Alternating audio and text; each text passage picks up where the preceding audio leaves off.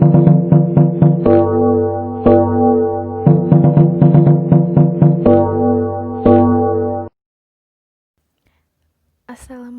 warahmatullahi wabarakatuh. Oke, sekarang saya di sini atas nama Lida Masyuda kelas 12 MIPA 3 akan menjelaskan tentang permainan bola voli. Khususnya itu adalah pola penyerangan dan pertahanan dalam permainan bola voli. Sebelum itu kita cari tahu dulu apa sih strategi dan taktik. Strategi adalah rencana yang diutamakan untuk mencapai tujuan. Itu yang dinamakan strategi, sedangkan taktik itu adalah tahap-tahapnya atau langkah-langkahnya yang dipakai untuk melaksanakan sebuah strategi.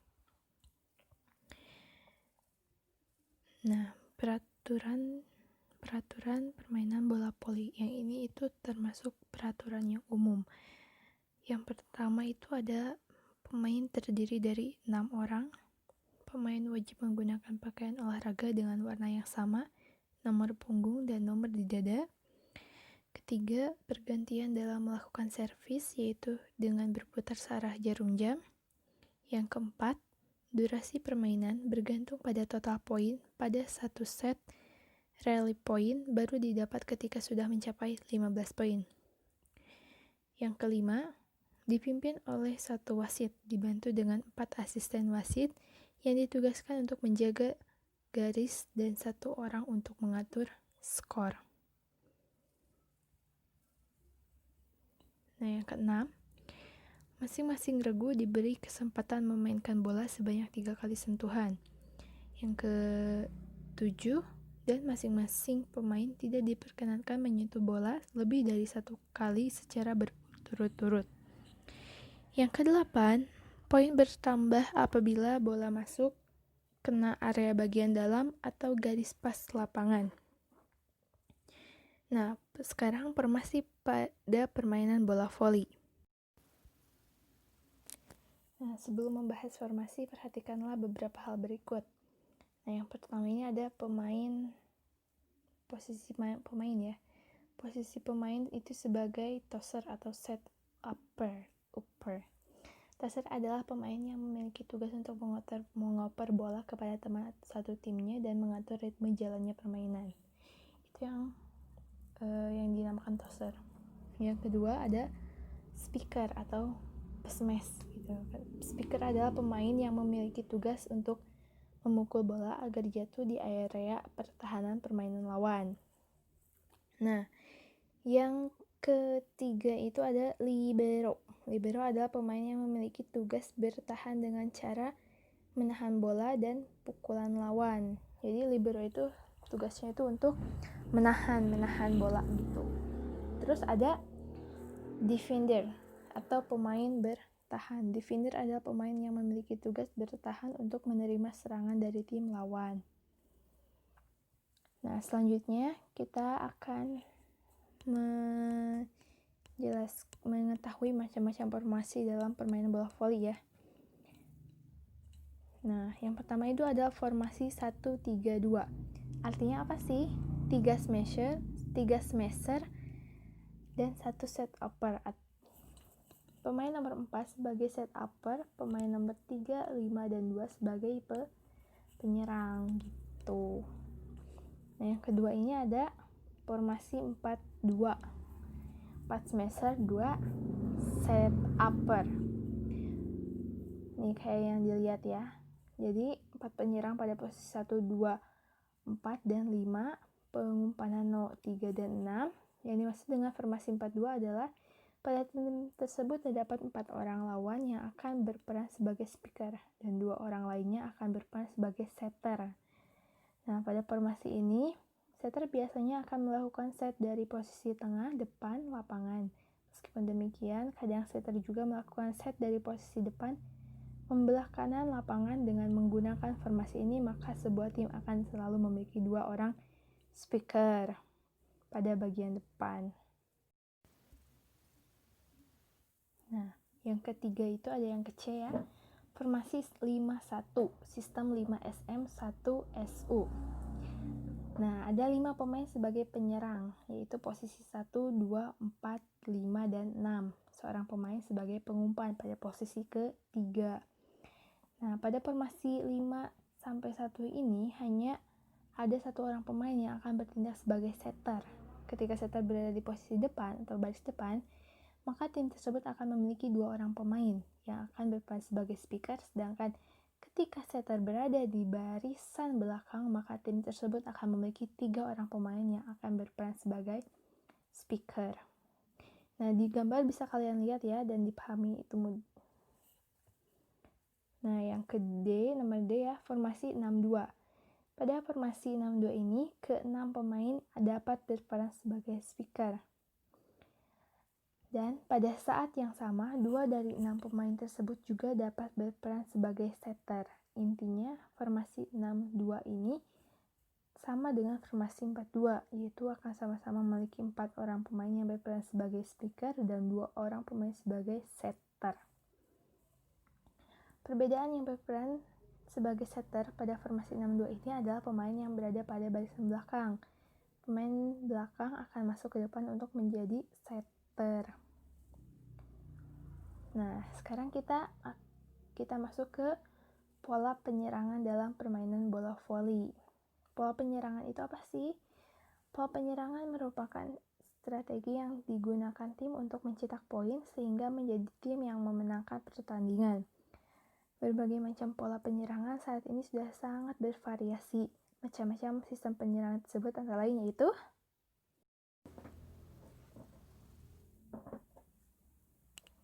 pengertian pola penyerangan dan tekniknya. Keberhasilan penyerangan umumnya sangat bergantung pada pemberian bola kepada pemain penyerang. Umpanlah yang menjadi titik dasar atau pondasi dari serangan itu sendiri. Seorang penyerang baru dapat menyerang secara efektif apabila dia mempertimbangkan hal-hal berikut ini. Yang pertama, bendungan atau blok tim lawan. Terus, kualitas pemberian bola, kemampuan teknisnya sendiri, kondisi regu dan lawan, posisi dari pertahanan tim lawan. Sedangkan kita bisa mengatakan seorang penyerang itu mahir apabila dia memiliki kualitas sebagai berikut. Pandai melompat, timing atau ketinggian ya. Penyerangan luwes dan tipe penyerangan bervariasi, tidak monoton.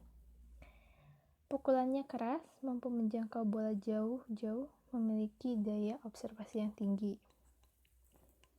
Nah, macam-macam pola penyerangannya nih. Yang pertama, sistem 4SM, 2SU, 4 smasher, 2 set upper. Komposisi pemainnya nih ya. SU1 sama SU2, set upper ke-1 dan ke-2. SM1 dan SM4, semester 1, 2, 3, 4. SM1 dan SM2 tempatnya harus berlawanan karena kemampuan dan kekuatannya hampir seimbang dalam produktivitas serangan terhadap lawan. SM3 lebih baik daripada SM1, sehingga ditugaskan membantu SM2, di mana kemampuan menyerangnya kurang dibanding SM1. SM4 membantu penyerangan SM1 sehingga dalam posisi bagaimanapun kekuatan penyerangnya seimbang dan regu tersebut dapat putaran pemain.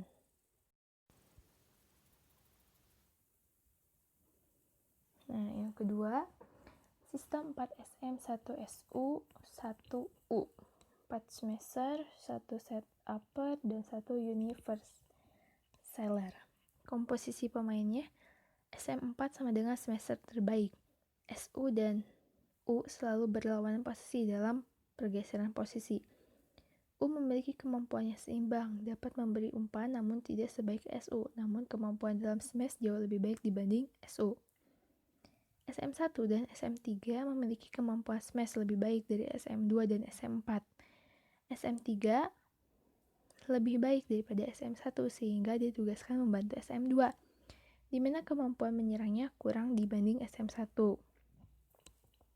SM4 membantu penyerangan SM1, sehingga dalam posisi bagaimanapun kekuatan menyerangnya seimbang dalam regu tersebut dalam putaran pemain. Nah, yang ketiga, sistem penyerangan 5SM 1SU. Komposisi pemainnya, SU harus bersilangan dengan SM5. Selama SU dalam posisi di depan, 3-4 ya, SM1 dan SM2 harus ada posisi di depan, salah satu.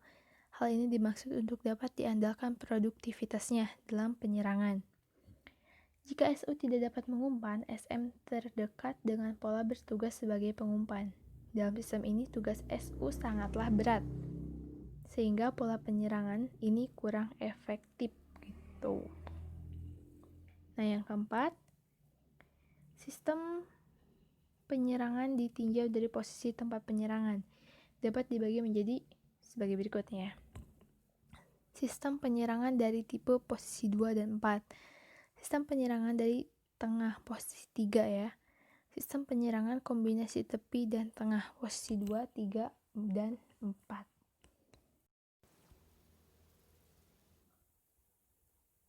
Nah, sekarang pola pertahanan dalam permainan bola voli. Pengertian pola pertahanan dan tekniknya nih ya. Nah, pola pertahanan adalah cara bertahan dalam keadaan pasif, menerima serangan guna mengantisipasi tim dari kekalahan. Pola pertahanan ini menjadi bagian dalam permainan yang sama pentingnya dengan penyerangan. Tanpa pola pertahanan, tim akan cepat mudah goyah ketika lawan menyerang.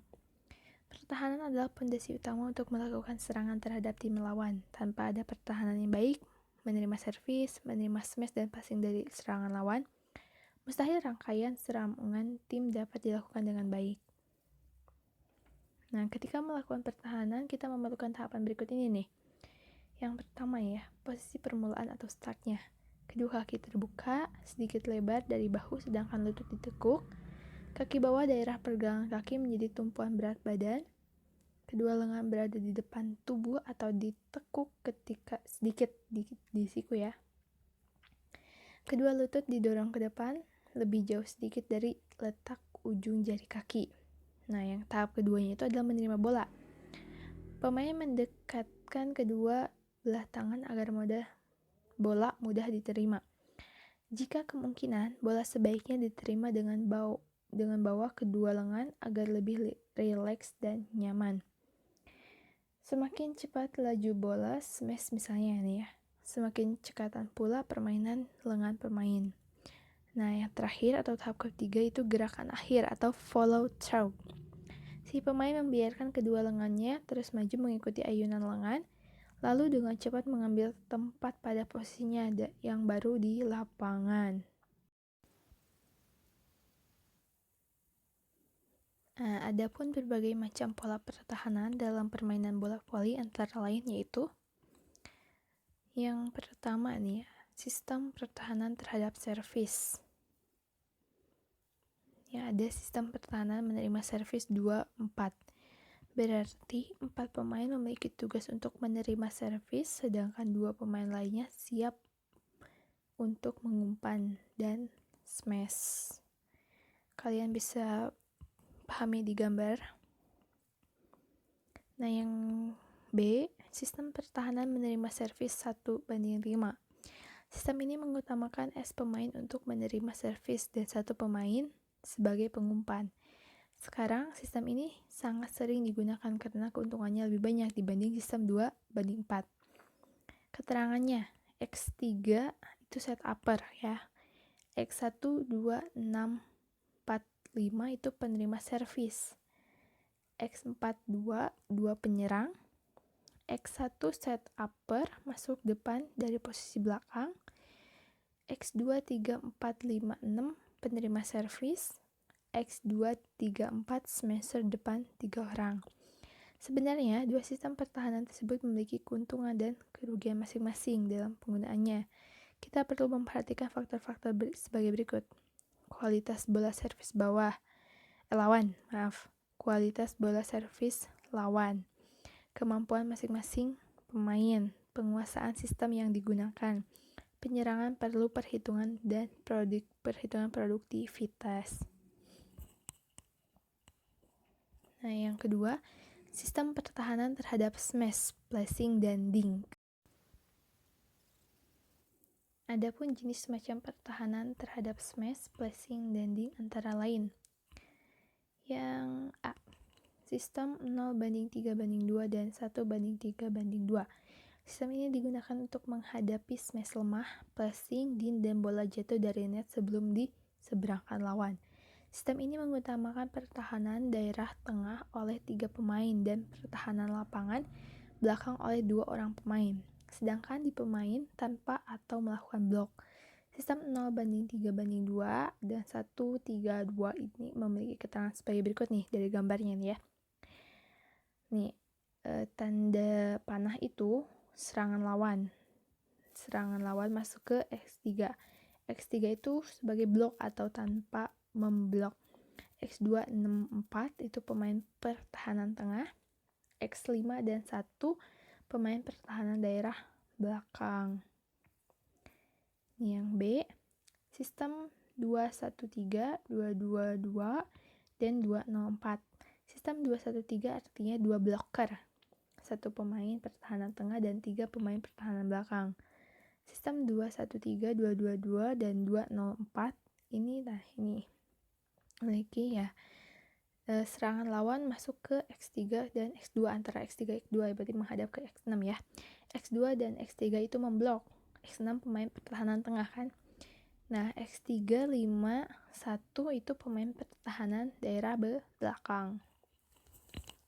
Nah, sistem 2-2 artinya 2 blocker, 2 pemain pertahanan tengah dan 2 pemain pertahanan belakang. Keterangannya ya, serangan lawan masuk ke X3 ya, mengarah ke X3 gitu. X3 dan X4 itu memblok. X5 sama X2 itu pemain pertahanan tengah, sedangkan X6 sama X1 itu pemain pertahanan daerah belakang. Sistem 2-0-4 artinya 2 blocker pertahanan tengah tidak ada dan bagian belakang dijaga oleh 4 orang pemain. Ini keterangannya, si bola mengarah ke X3 ya, serangan lawan itu mengarah ke X3 atau X2. X3 dan X4 memblok. X5 2 6 1 itu pemain pertahanan daerah belakang. Nah, sekarang yang ketiga itu sistem pertahanan terhadap pantulan bendungan blok lawan atau cover smash. Yang pertama, yang A ya, formasi cover of smash, serangan posisi 4. Keterangannya nih, XX itu 2 blocker tim lawan. X4 melakukan smash dari posisi 4.